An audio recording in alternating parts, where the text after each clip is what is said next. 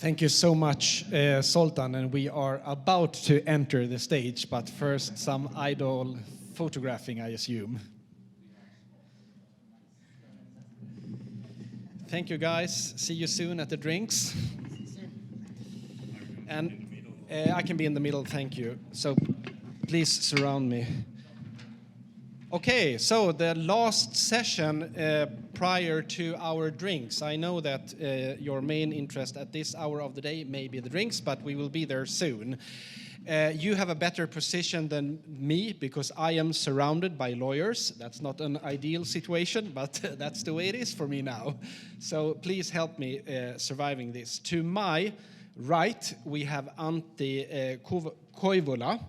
And to my left, we have Elvin Sababe, and it's a great privilege to moderate this session. So I am the Secretary General of the Swedish Trade Association for Online Gambling. We represent all the middle-sized and large private B2Cs and B2Bs in Sweden. And you probably heard, I just want to say this before we start, you probably heard our today's host, Zoltan, when he previously today said that there will be a special focus on Norway without mentioning Finland. And after that he said, when he corrected himself, well, same, but different. And I just want to state, and I'm sure that you, Antti, agree with me, that Finland is Finland and Norway is Norway. There is a vast difference between those jurisdictions. And definitely between Finland and Sweden. Yes, of course. And I mean, there are worse jurisdictions to be compared with than Norway. But nevertheless, I suggested you prepare some kind of revenge to Zoltan. For example, we all know that he's very keen on his vegetarian diet. Next time you serve him a dinner, I suggest that you serve him a bloody steak with the words, well, same, but different. But anyway, now we shall concentrate on Finland and Sweden. You have to excuse me, Elvin, that I will somewhat favorize Finland. The reason being, obviously, that so much is happening in Finland. I will, of course, highlight Sweden as well. But we start with Antti and Finland. So what is the status today? We know that Denmark re-regulated 2012, Sweden 19. The rest of the Nordics, Iceland, Finland, and Norway are still monopolies. But everyone is talking about Finland at the moment. Why so much fuss about Finland? First of all, thank you. It's a pleasure to see that so many of you have stayed here. It's the last session, so it might not be perfect spot for many. But anyway, I'll start with the bottom line. Finland is regulating. That's happening. It's not just a story anymore. My money would be that it will happen either in the beginning of 25 or 26, and 25 being the leading candidate. Now that the bottom line has been given, maybe we should elaborate a bit. I got asked why now and what has changed.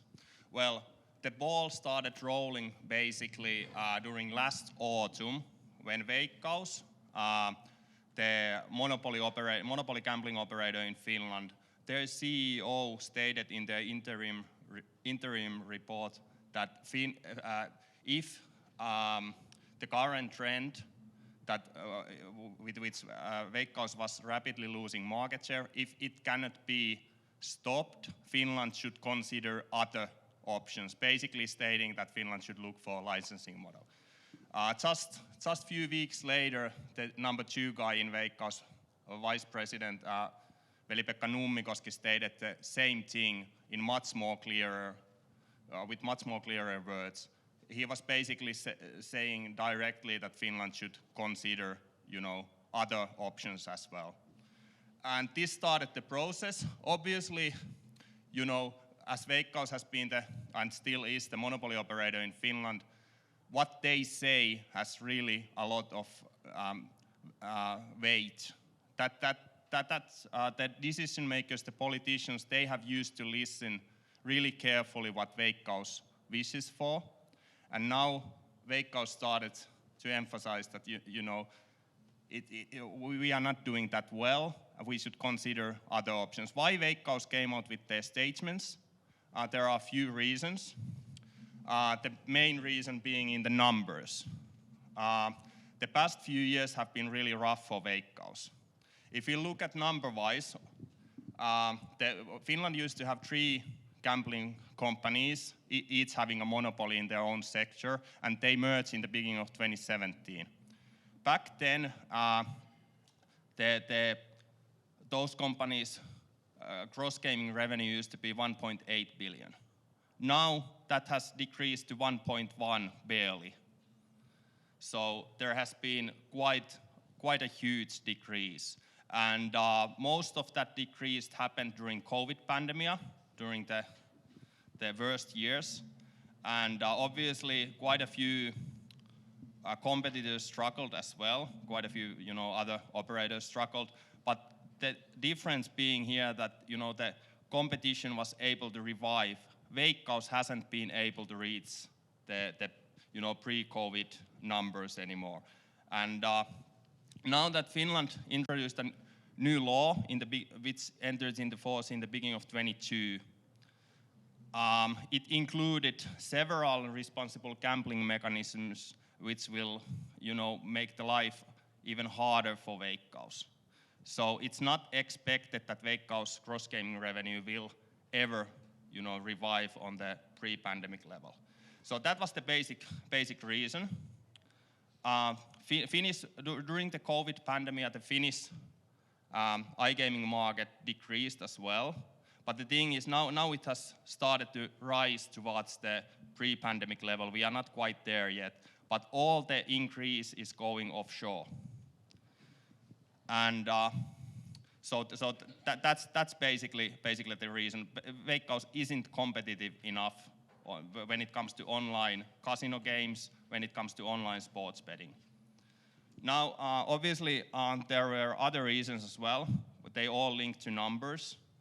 First of all, Finland has justified its gambling monopoly under the EU law based on the fact that the monopoly has been seen as the best way to prevent gambling problems. Now, when the market share decrease is low enough, that aim cannot be reached even in theory, and we are, we are getting there and quite fast as well. So it's whether or not Veikkaus would have come out with the statements, it would have anyway been a matter of time when Finland will lose its monopoly. Okay, Antti, so you mentioned 2 years for a plausible new Finnish regulation license model, but if you would have to spend 1,000 euro on a particular year, what year would you stake on then? 1st of January 25, and if someone wants to take or make a wager with me, I'm happy to make wagers with anyone who's willing to take a bet that we will still have a monopoly in place in the beginning of 26. So just to make it safe. I used to be a professional sports bettor for 12 years, so I'm more than happy to take value. That's wonderful. That's wonderful. And remember that during the drink session tonight, that we can all take a bet against Antti. Well, you mentioned that market shares are falling for Veikkaus, but when it comes to channelization, do you have any numbers regarding that as well? Because as we know, the situation in Norway has always been dreadful, and in Sweden prior to the re-regulation, it was actually below 50%. Is that the case in Finland as well? If you look at the whole market, the Veikkaus market share is roughly 2/3. But if you only look at the online market, we are closing the 50% line. And if we look at the competitive online market, let's say fixed odds sports betting, the Veikkaus market share is roughly 20%, and in online casino games maybe between 30 and 40%. And those verticals, online casino games and online fixed odds sports betting, are exactly the verticals which Finnish state is now considering licensing. So if you consider the big picture, it really makes sense to take, taxation money and licensing fees from that sector, because the black market is already so big. It doesn't really make any sense. The 80% of fixed odds sports betting is already going offshore. Okay, Elvin, will you approach Antti tonight with a bet against him, €1,000? No, I sat with him during lunch, and it became quite clear to me that I don't want to be on the other side of Antti's betting. So I'll let someone else, if someone else funds me the money, perhaps, but otherwise, unfortunately not. It's always easier when someone else pays, right?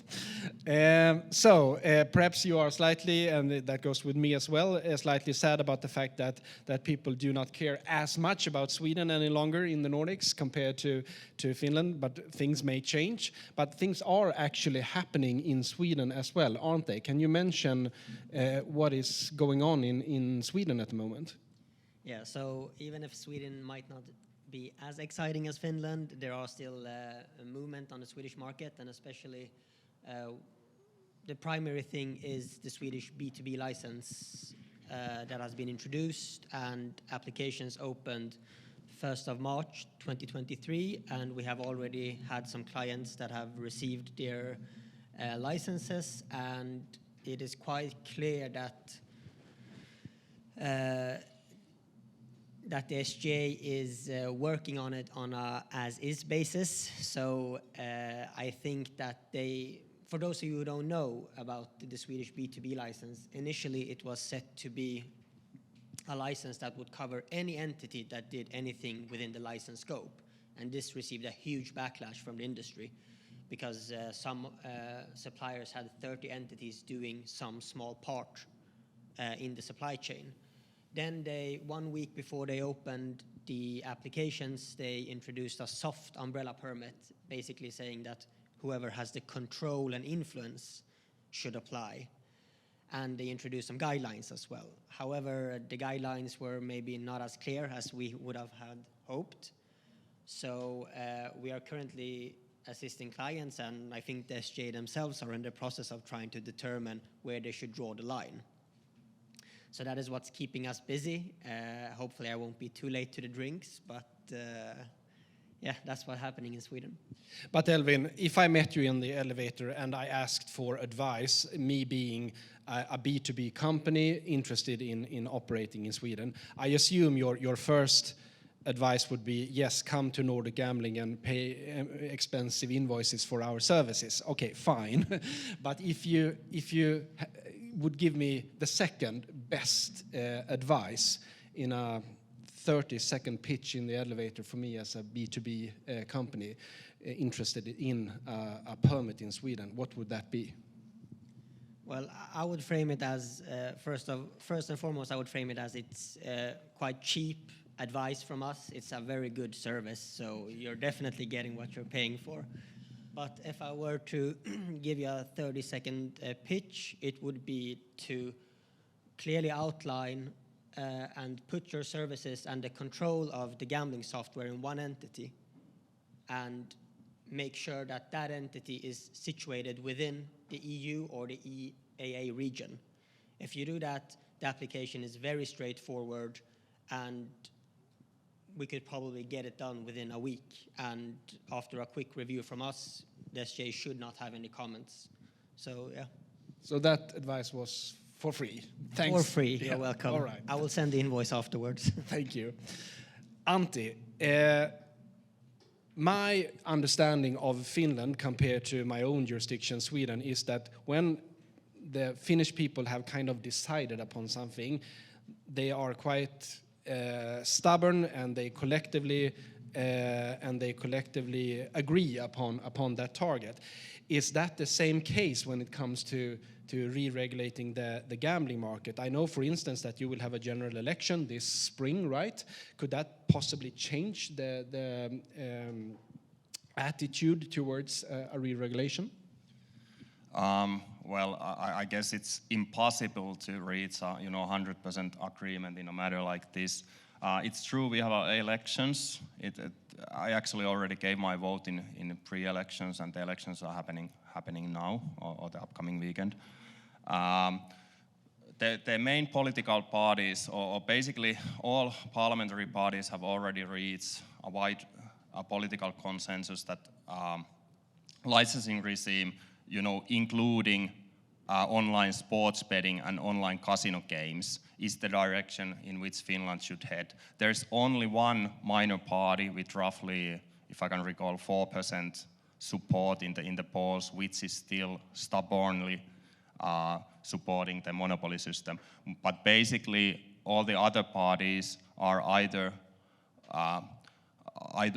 pro licensing system, or they are willing to, listen more. And that's pretty much the political situation. So the outcome of the upcoming parliamentary elections isn't that important anymore. It will perhaps determine what kind of licensing model we will have and what the schedule will be. But as mentioned, the direction is clear. Okay, Antti, well, in Sweden, not everything is re-regulated. Lotteries, for example, is still within the monopoly. What kind of division will we see in the Finnish market? As mentioned, currently the talks concerning the upcoming regulation include only online casino games and online sports betting. So those verticals with which Veikkaus already have the lowest market share. There are no plans of including, for example, lottery games, physical slot games. Finland has physical slot games in every single supermarket and everyday areas. It's one of a kind country in that way, but those are not going to be included. And the same with physical casino operations in Finland. There's a snowball's chance in hell that will happen. It's still so good money for the government, and the Veikkaus doesn't want to give up those verticals. Okay, I am the oldest man here on stage, and I'm probably the only one who care. But what about horse betting, hugely popular in my jurisdiction? Will that be included within sports betting and therefore re-regulated, or what's the fate and the future for horse betting? When it comes to horse betting or trotting, it's a bit unclear.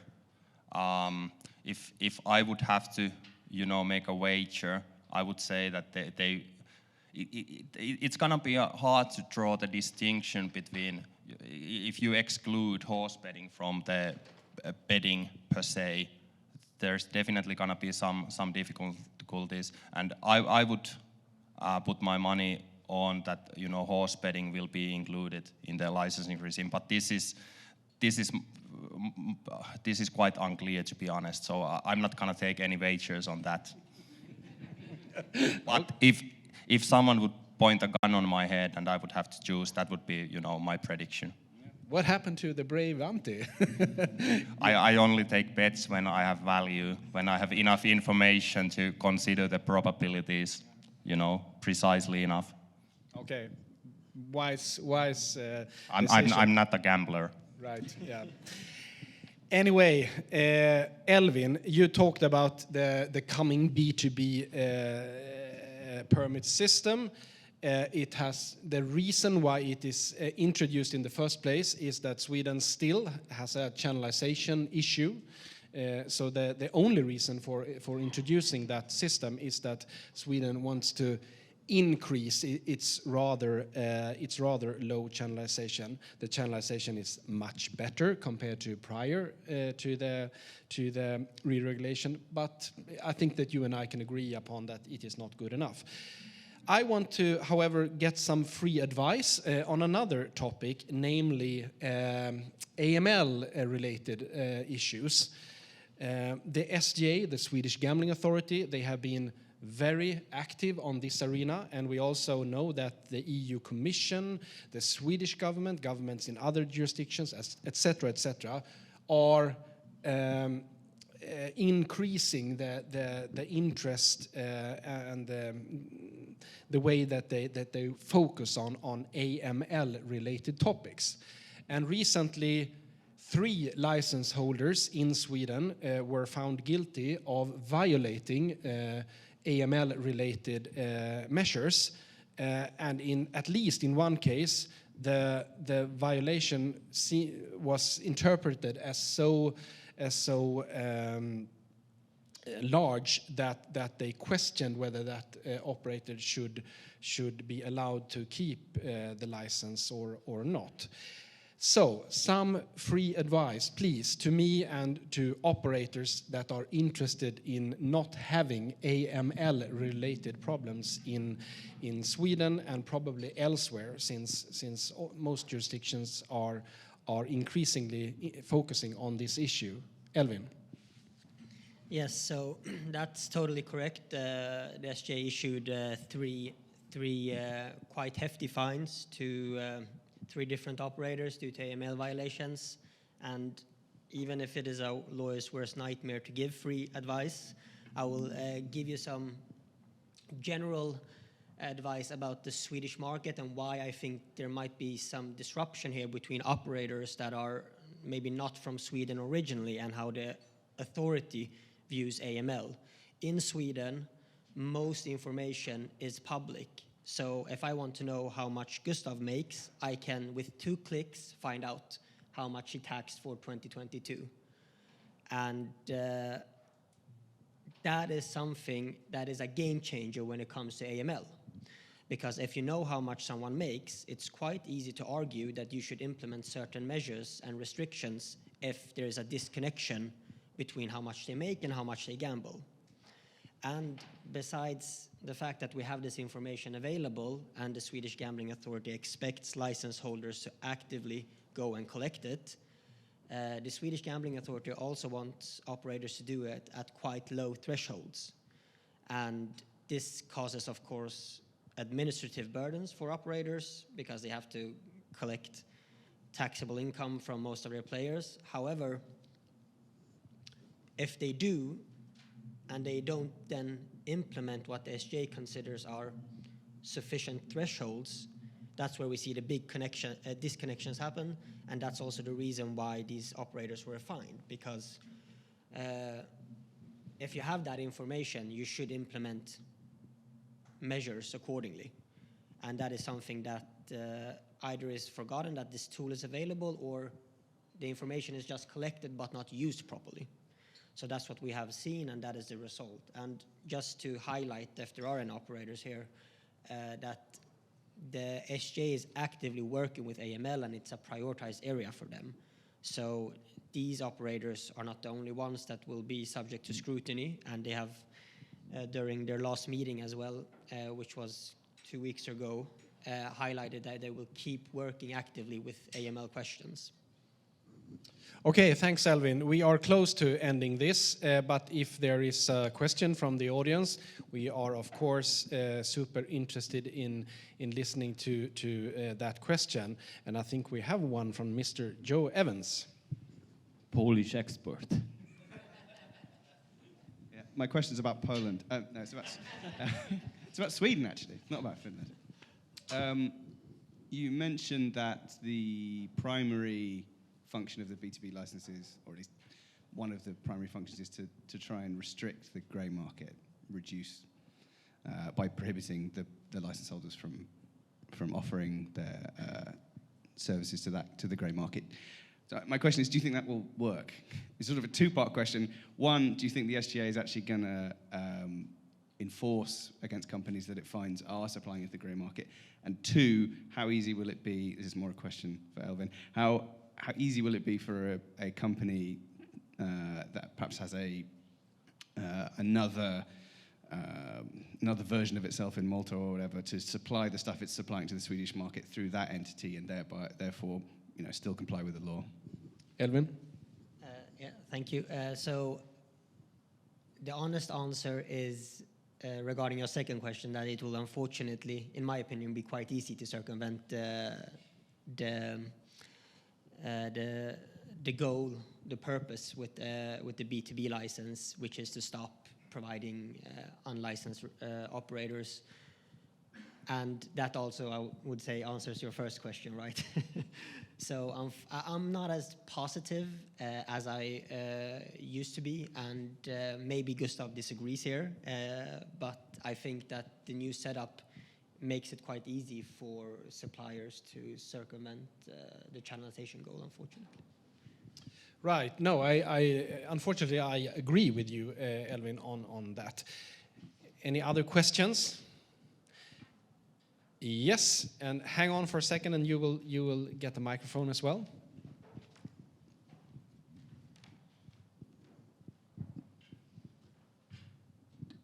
Thank you. I had a question on Elvin, if you could elaborate a little bit on the umbrella sort of scheme that was introduced by the SGA shortly before they launched the application process. Yeah, so the soft umbrella permit was most likely introduced due to hefty backlash from the industry.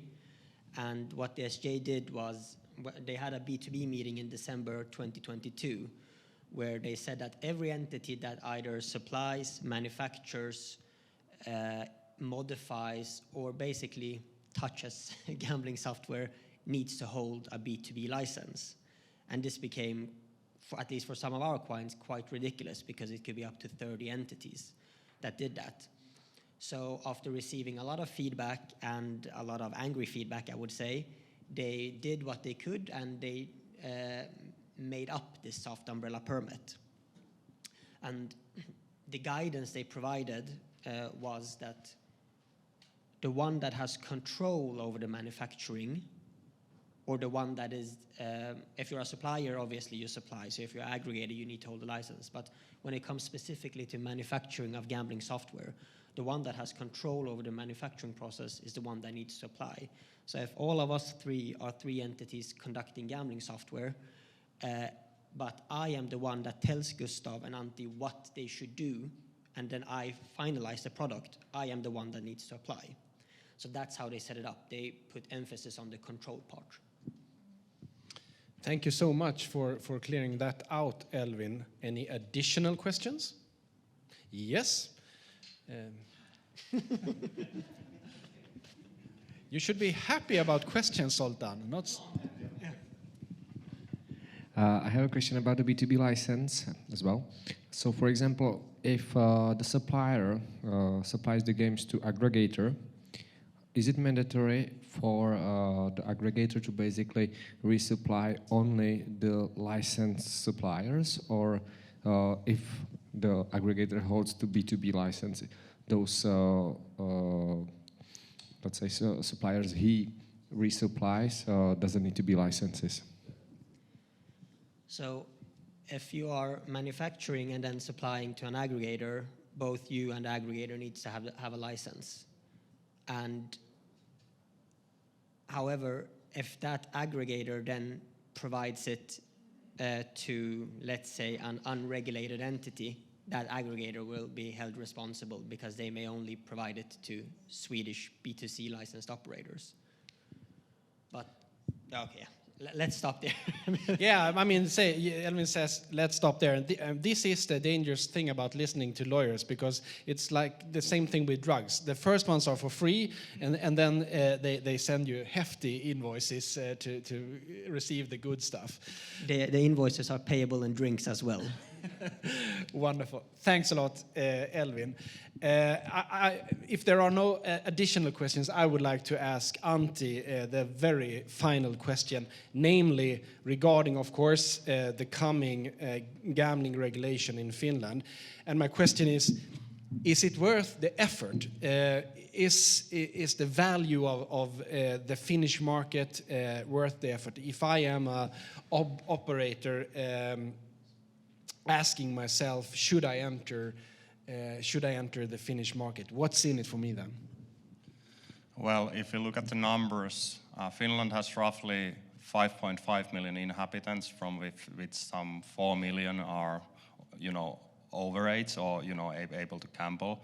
The cross gaming revenue is expected to reach 1.8 billion in the next few years. So does it make sense? You tell me. It's still the gross gaming revenue per Finnish inhabitant, it's still quite large. It used to be top 3, top 4 in the world. Now it's a bit our position is not that high anymore, but it's still, top markets in Europe in that sense. Wow, impressive numbers. Thank you so much to everyone, to you guys from the scene, but also from the audience. Thank you, Zoltan, for having us. It may be the last time for me since I suggested a revenge on Zoltan. Nah. But anyway, thanks and see you at the drinks reception. Thank you, you. guys.